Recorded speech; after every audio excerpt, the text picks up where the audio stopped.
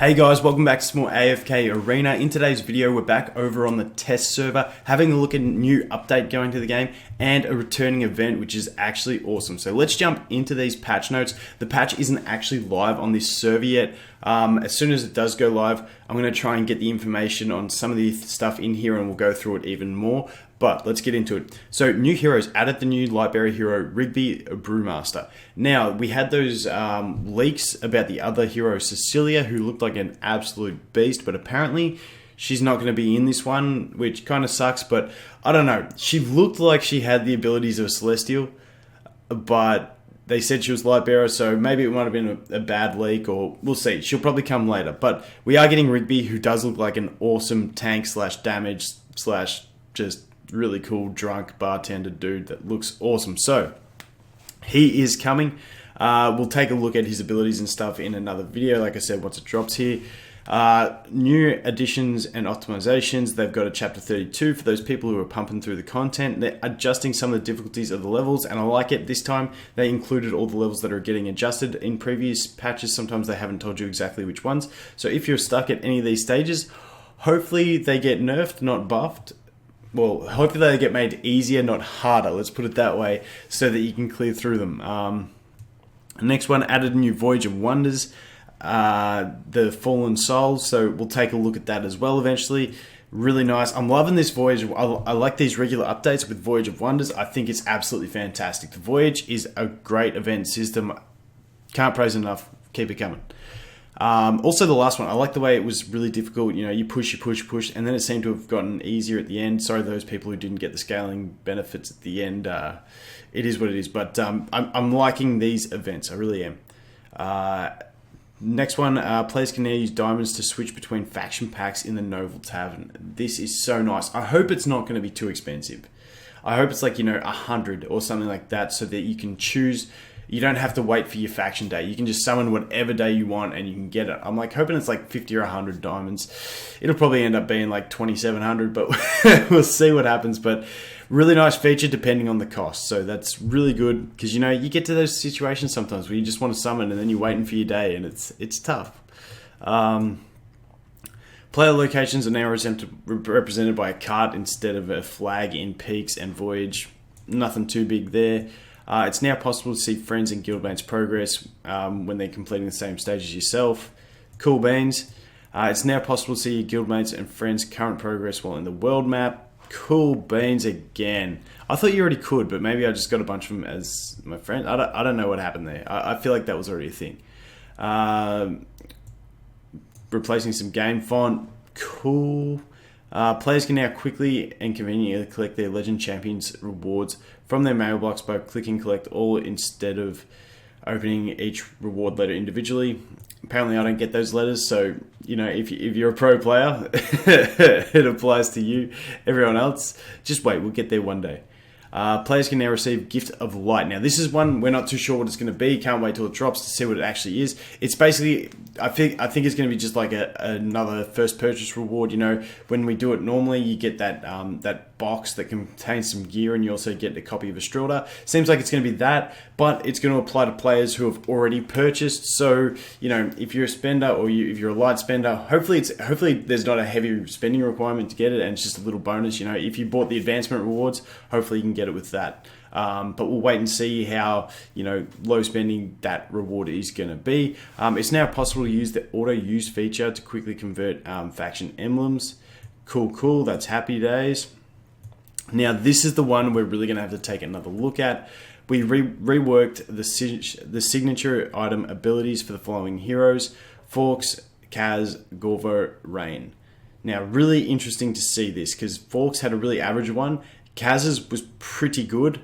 Gorvo, I can't remember, and Rain's was pretty average. So hopefully they're all buffs. I don't know. We'll wait and see. If you've just made one of these guys mythic or ascended, yeah, I'm hopeful for you, but we'll have to wait and see. Hero adjustments and changes optimize the ability descriptions of Gwyneth, but the abilities remain unchanged. That's good. She's fine the way she is. Don't worry about that. Changed Antandra's Desert Fury pre-legendary appearance to match the hero portrait. So she's basically got a different skin before legendary. Cool. We need skins in this game. Man, I'm going to make a video about that. We need skins. Like, if you guys see the ads, they have so many skins made for the characters that they use in the ads. But man, where are they in the game? Come on, let's get them. Fixed a problem affecting Rowan's health potion effect, which would cause the potion to appear over the wrong hero's head. Cool. Another bug.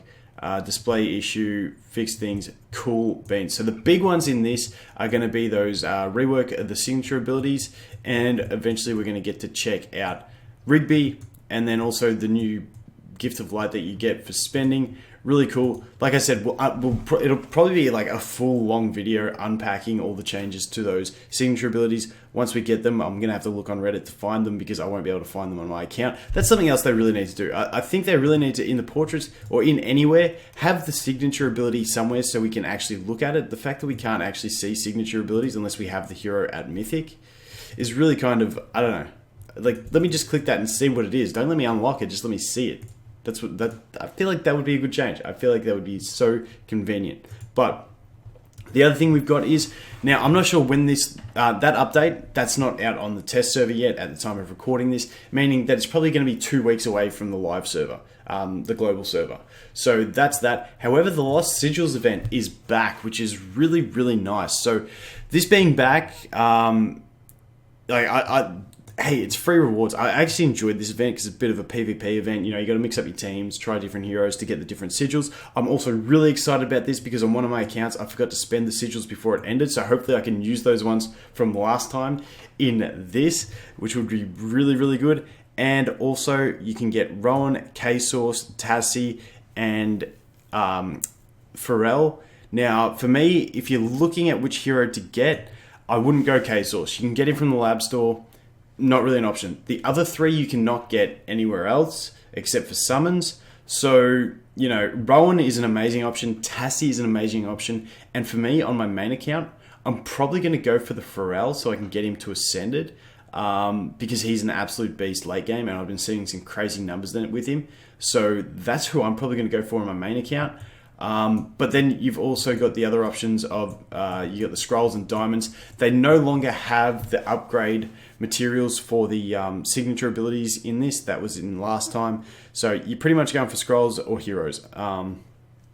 The scrolls are always a good option, but for me, yeah, I think I'm going to go for the Pharrell just so I can lock him in as an Ascended hero. So that is the sigils. As for when this is going to come to live servers, as I said, it's not on them, like it's on the test server right now before the update. So I'm hoping another week or that, maybe a week-ish, we can have it out on the live servers so we can start plugging through this. And if you weren't around for the previous one, what it is you've just got this rotate through, you go to challenge. The pairings are actually pretty good. It tries to pair you fairly well. You can re-roll the pairing and then you can just basically challenge the opponent, and then it's just take your best team in. And the thing, well, not your best team, you've got to really strategize it here. So if we go back, sorry, I'll just do this to show you. So for instance, if on this account I was going for the faction scrolls, I'd want to take Mauler and Graveborn. So, you know, to get those up. So, but the other thing is you can spread it across. So if eventually I'm going to go for the faction scrolls and the normal scrolls, you can use whatever, but you just got to watch what you're stacking up. So for each hero you use, you can see the rewards down here. That's going to give me one Mauler one. So you've just got to play it out like that. So I'm just gonna go with this with my my standard team for this account, and we'll just get 3 Lightbearers and 2 Maulers. But then you've just got to mix up your teams as you go. Bit harder this one for earlier game players because you don't have as many heroes. But if you have that one solid, like say you're like most people, and you're building a really chunky Chimera that you're just leveling up past everyone else, you can basically use her. Hopefully she can carry you through your opponent's enemies, and then just swap around your other heroes, you know, put some gear on them, put them in the crystal, and hopefully get through it that way. For later game players, I feel like you've got a bigger roster, so you'll have you won't have as much difficulty with it. But like I said, most people, if you remember this event from last time, I really enjoyed it. It's an extra bit of PvP in your day. And there's never anything wrong with a little bit of extra PvP. So there you go. I got those. Now I come back to the shop. You can see up the very top of screen, I've got the 3 Lightbearers and the 2 Maulers, and it's happy days. We're good to go. And you get 5 How many attacks do you get per day? It says it over here. Oh yeah, there you go. You get 6 attacks per day, so just try and use them before the end of the day so you don't miss out. Even if it's getting to the end of the day and you can't make your proper teams work, just skip it. The other thing is, you can also, if your team's not working, you can exit the battle, doesn't matter. You can also challenge the battle, and we'll just go like this. Never take less than 5 heroes in. Never. Just don't do it. Just don't. But you can go in, you can lose, and you can try again. It doesn't take away from your daily tries or anything like that. So you can quit, you can fail, doesn't matter, you can keep going until you get it. But like I said, if it's getting towards the end of the day, you're in a rush and you can't get it, just use your best team and just collect whatever you can and then try and sort it out for the next day. So that is going to be it for this video, guys. Like I said, pretty cool patch coming, a lot more to unpack from it once it drops live on this test server. But the Lost Sigils is here, so hopefully we do get that soon on the live servers, and we can get some nice heroes out of it. So thanks for watching. I look forward to seeing the next one. Cheers.